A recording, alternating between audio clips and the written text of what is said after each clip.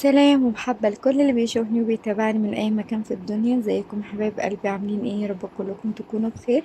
النهاردة جاي لكم فيديو جديد، فيديو تكملة روتين المدارس. طبعا أهم حاجة المفروض إن احنا نعملها في الأول أصلا بس غسيل السجاد، لأن من غير إن السجاد يكون نظيف دي في الشقة لا بيدي كده طاقة سلبية فظيعة. الواحدة بتبقى متضايقة، بتبص على السجاد تلاقيه مش نظيف يعني. ولو حد جالك ما بيقولش طبعا انتي معاكي عيال مش معاكي عيال، ممكن يعني تكوني لسه فرشة السجادة ولسه غسلاها ويقوم حاجة تقع. ده طبعا وارد جدا زي ما حصل المرة اللي عدت معايا. أول ما حطيت السجاد آيلا قامت دلقة عليه المونوكير. فعشان كده احنا بنحاول على طول نخلي بيتنا نظيف وكده. فمن أهم حاجة انها تكون نظيفة هو السجاد. لو انتي معاكي أطفال جديد كتير ما شاء الله يعني ربنا يحفظهم، لازم تجيبي حافظة. الحافظة دي سهلة ان انتي بتجيبيها وتكوريها كده وتحطيها في الغسالة. فسهلة جدا جدا يعني. انا بنصح اي حد بيحب ان هو يحافظ على نظافة بيته ان هو يجيب ايه حافظة على السجاد ده. انا لو قادرة ان انا اجيب حافظة في كل البيت هجيب. المهم كنت عايزاكم كمان في موضوع مهم جدا. احنا وبنتشجع كده وبنغسل السجاد وناخد طاقة كده ايجابية. موضوع الرجالة يعني. بصوا انا الموضوع ده بجد يعني لما تقعدوا تفكروا فيه كده كستات، هما متضايقين اصلا مننا لان كمية كبيرة جدا جدا من الستات اتوعت. يعني بقي عندها وعي، بقت فاهمة هي حقها ايه، بقت فاهمة المفروض انت تتعامل معايا ازاي. وعشان كده حتى يعني من الأسباب إن نسبة الطلاق زادت جدا. يعني في ناس كتير بتقول هي ليه نسبة الطلاق كتير؟ أو أقول لكم أنا ليه. أول حاجة إن الراجل مبقاش يحترم الست. يعني الست بتبقى عايزة احترام، بتبقى عايزة تقدير، بتبقى عايزة مثلا على الأقل كلمة كويسة. هتقولوا لي طبعا الرجالة كتر خيرهم إن ده اللي احنا بنسمعه. طيب والست مش كتر خيرها يعني؟ هي بتلعب مثلا جمباز مثلا وسايباه هو بقى اللي هو شايل الطين بره في الشارع. الاتنين بيبقوا شايلين المسؤولية. وبعدين معلش يعني هي مثلا بتبقى بتعمل أكل وبتطبخ وبتغسل وبتمسح، هو ده مش شغل؟ هو ده بالنسبة لكم مش شغل؟ بالنسبة للرجالة يعني طبعا أنا عارفة إن كل اللي بيسمعني هنا هم ستات، بس عارفين ايه مشكلة الرجالة بجد؟ ان بجد احنا وعينا. هتلاقوا دلوقتي الستات هي اللي مسيطرة في كل مكان. يعني حتى الشغل كانوا يقولوا ما فيش شغل، البطالة، نسبة البطالة. اشمعنى البنات لما طلعت تشتغل لقيت شغل؟ لان انتوا اصلا متعفرتين على نفسكم بجد. يعني معظم الرجالة مش كلهم. اشمعنى دلوقتي ما فيش بنت تقول انا هشتغل الا لو ما تلاقي شغل؟ وبعدين معظم البنات برضو بتكمل دراستها وبتتعلم.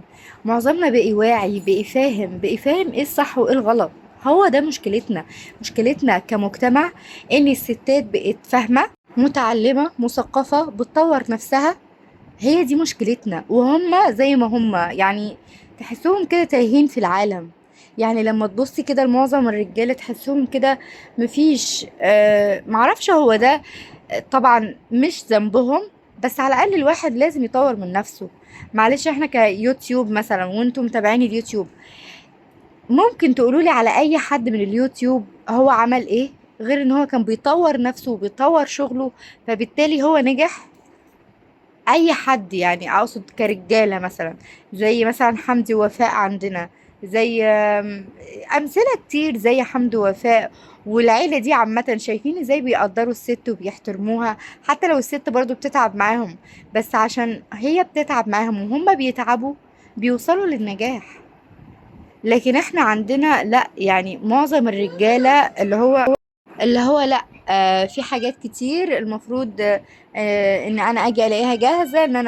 انتوا عارفين في اوروبا بيعملوا ايه؟ لازم بيبقى فيه يوم الام بترتاح فيه من كل حاجه، حتى تغيير البامبرز.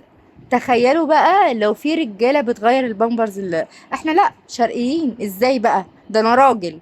هي الرجوله ان انت تفضل بعيد كده عن اهلك، بعيد عن اهل بيتك؟ هي دي الرجوله؟ انا على فكره مش بتكلم من داخل بيتي، يعني انا المواضيع دي لقيتها كتير جدا حواليا، وستات كتير جدا بتتكلم فيها. يعني الحل ان انت تعرفي قيمه نفسك، لان انا كست وكراجل عمري ما حاجه اعرف قيمه نفسك طالما انت مش عارفه قيمتها. انت كست انت قويه، وخليكي قويه بتعليمك وبثقافتك وبتطوير نفسك، وما تخليش اي راجل يهينك باي شكل. ما واللي يقولك بقى الاصول وعيب طب هو العيب مثلا بيجي على الست ما بيجيش على الراجل؟ بيمشي على الست ما بيمشيش على الراجل مثلا؟ اشمعنى يعني؟ مش فاهمه يعني. فمشكله الرجاله فعلا ان احنا بقينا كستات واعيين وبنطور من نفسنا و... وعايزين احترام. هو ده هو ده مشكلتهم. هم حاسين ان احنا بقينا في مستواهم. مش فاهمة هم ليه متضايقين من الحتة دي، اني انا احترمك وانت تحترمني. ده عيب في ايه او ده غلط في ايه؟ مش فاهمة. وفي ناس كتير بتيجي تقولك اصل عيب، اصل الاصول. طب الاصول والعيب ايه؟ بيمشي على الستات بس؟ مش الاصول والعيب ان هو الراجل يتعامل باصول برضو؟ بالعكس، ده الواحدة المفروض تتعلم الاصول من الراجل. لكن لان الرجاله هو يمكن ما عندهمش وقت بصراحه، يعني هي معظم الرجاله ما عندهاش وقت يعني ان هي تطور نفسها. بس دي رجاله على فكره المفروض تتقدر. يعني انا الحته دي انا بقدرها في ناس كتير. لما في حد يجي يكلمني مثلا او يتعامل معايا والاقيه كده مستفز وكلامه وحش، على فكره ببقى عارفة أصلا هو طول النهار وطول الليل مش موجود أساسا في العالم ده. عمره ما حاول مثلا يقرأ كتاب، عمره ما حاول مثلا يشوف ازاي أتعامل. عارفين يوم ما بيجي يتعامل بيعمل ايه؟ بيروح يقعد على القهوة. انا ليه بقول الكلام ده؟ لاني ناس كتير وستات كتير بتشتكي، حتى في معظم الجروبات، حتى في معظم التعليقات بتبقى مثلا لو واحدة اتشكلت مع جوزها او كده، الكل بيفضل ستات كتير قوي بتقعد تقول اصل احنا بنعمل ومهما نعمل ما حدش بيقدر. اللي ما يقدركيش ما تقدرهوش، انتي قدري نفسك. لو ما قدرتيش نفسك محدش هيقدرك.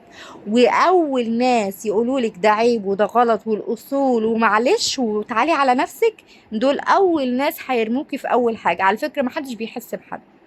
لو اختك بتروح تنام ماشي، وبتسيبك انتي تقعدي تعيطي طول الليل.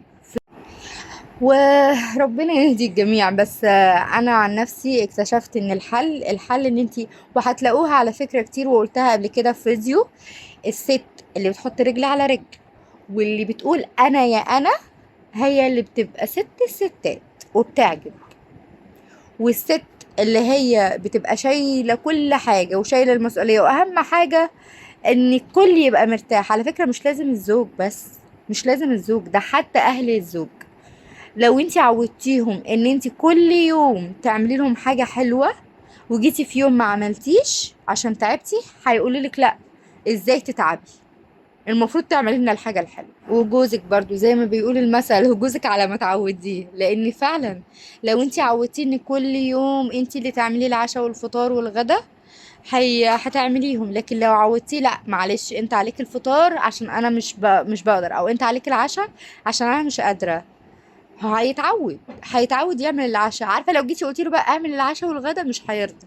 ليه؟ لان تعود على حسب ما تعوديه. طبعا في رجاله بتتغير، يعني في رجاله بتتغير، بس لما انت بتتغيري برضه. يعني لو انت اتغيرتي وحبيتي نفسك هيتغير.